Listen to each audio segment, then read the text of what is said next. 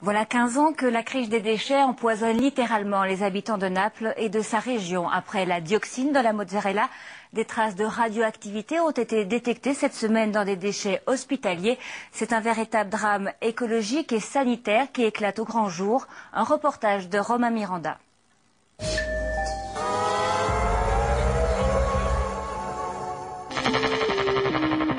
Cela fait 6 mois que les bennes napolitaines vomissent leurs ordures. 7500 tonnes s'étalent sur le bitume chaque jour. Beaucoup trop pour des infrastructures dépassées.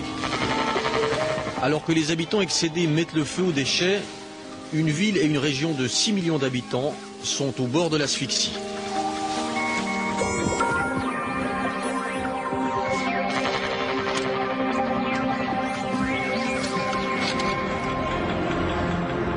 Il y a quelques jours, Silvio Berlusconi sortait sa baguette magique et dévoilait son plan pour mettre fin à une crise interminable.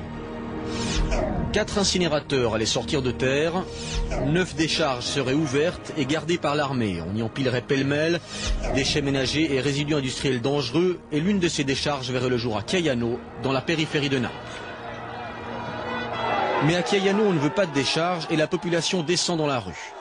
La réponse des forces de l'ordre est musclée, l'État choisit la force. Cette fois, il n'entend pas reculer d'un pouce. Mais pourquoi ces manifestations anti-décharge alors que la région étouffe sous les ordures? Pour le savoir, nous nous sommes rendus à Chiaiano, que l'on appelle aussi le dernier poumon vert de Naples. Je suis agriculteur, je produis des cerises, des nèfles, des abricots, des fruits en général. Ça, c'est ma maison. Et la décharge doit se faire où? Par là, à environ 100 mètres d'ici. Là-bas, c'est la carrière qui devrait servir de décharge. Mais on espère que non. Depuis 2005, c'est devenu un parc. Ils ont encaissé des subsides européens pour en faire un parc, le parc des collines de Naples.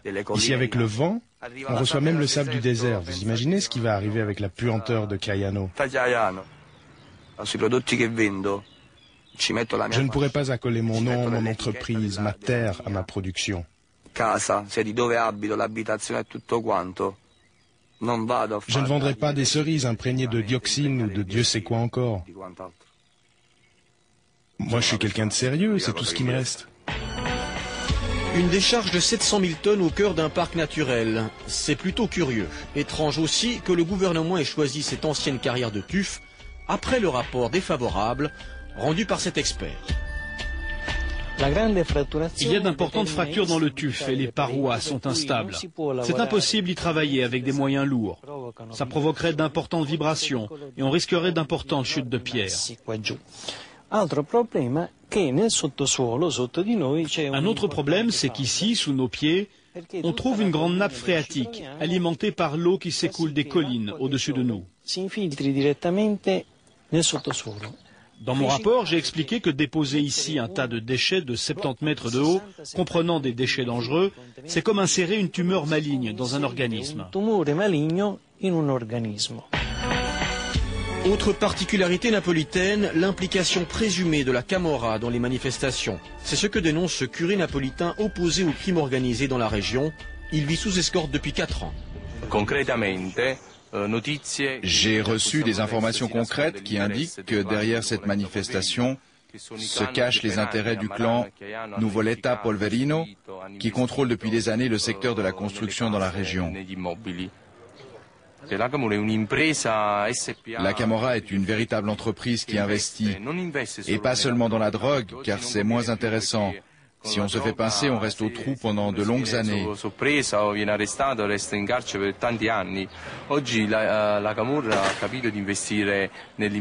Aujourd'hui, la Camorra a bien compris qu'elle doit investir dans le monde de la construction, dans le béton, dans le plâtre. Dans ces secteurs, on risque moins. Voilà pourquoi des terrains comme cette oasis verte sont là pour qu'on y bâtisse des maisons, pas pour y faire de belles balades dans la nature et respirer l'air pur.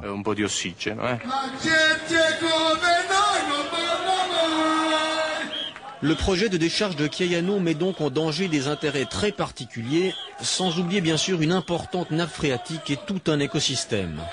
Mais si 10 000 personnes descendent dans la rue, c'est aussi parce qu'ici, les gens n'ont tout simplement plus confiance dans les décisions imposées par les autorités, et pour cause. En matière de déchets, cela fait 14 ans que Naples est sous tutelle. Depuis 14 ans, c'est l'État italien qui est censé résoudre la crise des déchets napolitains. Résultat, rien, ou plutôt si, près de 2 milliards de fonds publics gaspillés, des infrastructures dépassées ou hors service, et toujours pas de politique de tri des déchets. Et pourtant, ce n'est que la pointe de l'iceberg. À quelques kilomètres de Naples, en effet, c'est tout un territoire qui est devenu le gigantesque dépotoir pour les résidus dangereux de l'activité industrielle italienne. La Campanie a résolu les problèmes des industries du nord de l'Italie. Nous avons une fonction stratégique qui est celle de donner une réponse au traitement des déchets industriels que le nord-est du pays, malgré sa richesse, n'est pas en mesure de gérer.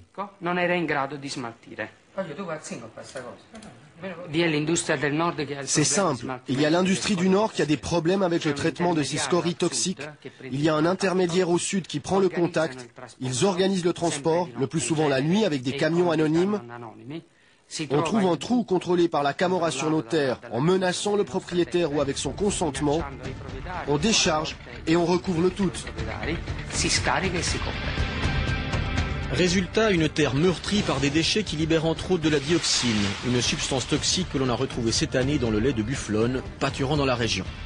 Le bétail est l'un des meilleurs indicateurs de la pollution du sous-sol de la région de la Campanie. Et de nombreux éleveurs dénoncent l'augmentation constante des morts prématurées et des malformations. Mais il y a plus inquiétant encore, et si cette pollution affectait l'être humain? L'Organisation mondiale de la santé et la revue médicale de Lancet tirent la sonnette d'alarme. Au pied du Vésuve, on meurt plus vite que dans le reste de l'Italie. Les cancers y sont anormalement élevés, tout comme les malformations à la naissance. Cette région a été rebaptisée le Triangle de la mort. Gennaro Esposito habite au cœur du triangle. Ce médecin a fait analyser son sang. Résultat, un taux de dioxine 6 fois supérieur au niveau tolérable.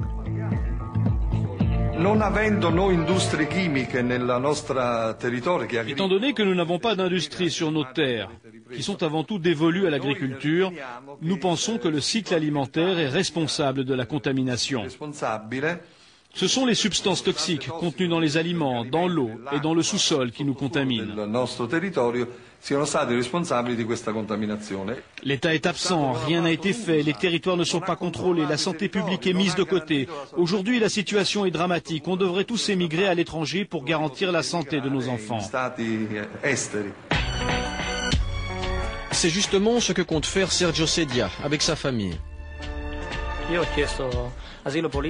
J'ai demandé l'asile politique à la Suisse pour des raisons sanitaires. J'habite dans une région qu'on appelle le Triangle de la mort. Moi, je vis ici, je respire cet air, je bois cette eau et je foule ce sol hautement contaminé.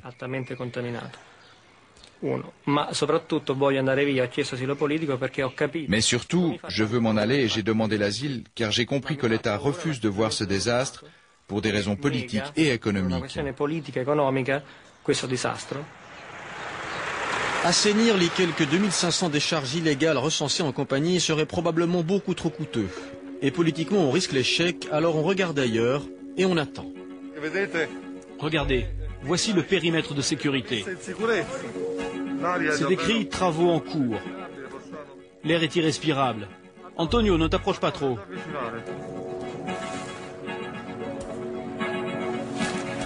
Tout ça, ce sont des résidus de hauts fourneaux qu'on utilise pour le travail des métaux. Ce sont des matériaux hautement toxiques, riches en cadmium, en arsenic, en plomb, en aluminium. C'est probable qu'ils aient déjà infiltré la nappe phréatique. Les magistrats ont mis tout ça sous séquestre, mais on attend toujours que les politiciens démarrent l'opération d'assainissement. Pas d'assainissement non plus pour ces sacs d'amiante jetés d'un viaduc, ou pour cette rigole polluée au mercure. À 2 pas de là, des cultures et des brebis qui pâturent sur un terrain contaminé et mis sous séquestre. C'est comme si la normalité était devenue la norme. Ces poisons sont des assassins invisibles. Ils t'atteignent peu à peu et tu ne saisis pas la gravité de la situation. Tu t'en rends compte quand c'est trop tard. Je me préoccupe avant tout pour mes enfants, parce qu'à mon âge, à 41 ans, je pense avoir déjà absorbé de nombreuses substances toxiques. Mais ce n'est pas juste que nos enfants doivent subir cela. Un jour, ils pourraient me dire, « Papa, pourquoi tu ne m'emmènes pas loin d'ici? Pourquoi tu ne l'as pas fait avant ?»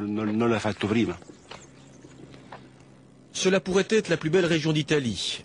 Mais aujourd'hui, ses habitants sont de plus en plus nombreux à vouloir la quitter, la mort dans l'âme. Pendant ce temps, à Chiaiano, l'attente continue, mais l'espoir y est-il encore vraiment? Gianluca Casarei alla fisarmonica.